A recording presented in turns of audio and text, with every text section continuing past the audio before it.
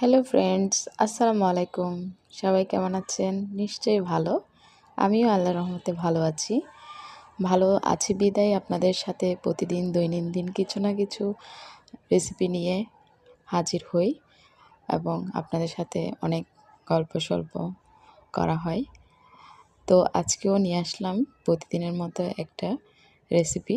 এখন তো শীতকাল, তো শীতকালে শিম ভর্তাটা না খেলে নয়।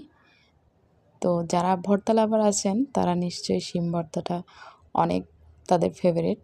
যারা ভর্তা খেয়ে থাকেন, শিম ভর্তা তো খায়নি এমন মানুষ খুব কমই আছে। আমার অনেক ভালো লাগে শিম ভর্তা।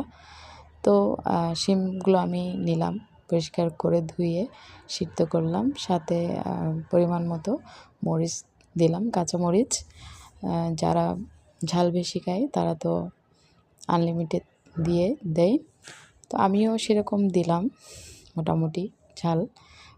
আর ভর্তাতে একটু ঝাল না হলে ভালো লাগে না।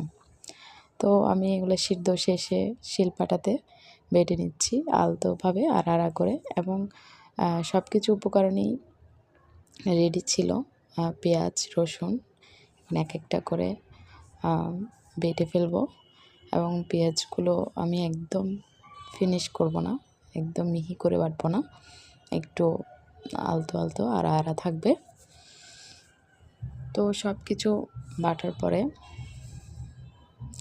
আমি এক এক করে মিক্স করে নিব। তো ফ্রেন্ডস, তোমরা কিভাবে বানাও আমাকে অবশ্যই জানাবে, এবং আমার ভর্তার রেসিপিটা কেমন হলো সেটাও জানাবে। যদি তোমরা ভালোবেসে পাশে থাকো, কমেন্টস করো, তবেই না ইন্সপিরেশন হয় এবং নতুন নতুন রান্নার ভিডিও নিয়ে তোমাদের সামনে আসতে পারবো। ভর্তা, শিম ভর্তা সবাই হয়তো এরকমই বানায়, তবে অনেকের অনেক রকমের সিক্রেট পদ্ধতি থাকে, সেরকমও বানানো যায়।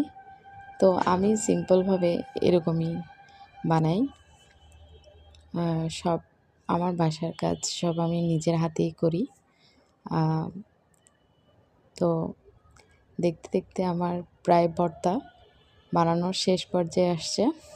পরিমাণ মতো লবণ মিক্স করে নিলাম। এখন সব কিছু উপকরণ একসাথে মিক্স করতেছি, তোমরা দেখতেছো।